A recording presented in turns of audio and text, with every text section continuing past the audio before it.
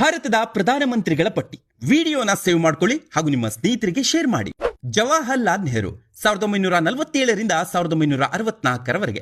Gulzarilal Nanda 1964ರಿಂದ 1964ರವರೆಗೆ. Lal Bahadur Shastri 1964ರಿಂದ 1966ರವರೆಗೆ.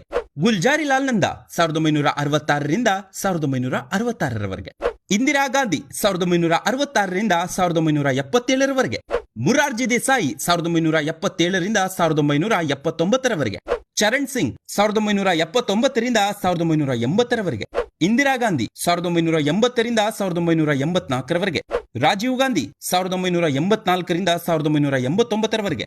Vishwanath Pratap Singh 1989ರಿಂದ 1990ರವರೆಗೆ. Chandrashekhar 1990ರಿಂದ 1991ರವರೆಗೆ. P V. Narasimha Rao 1991ರಿಂದ 1996ರವರೆಗೆ.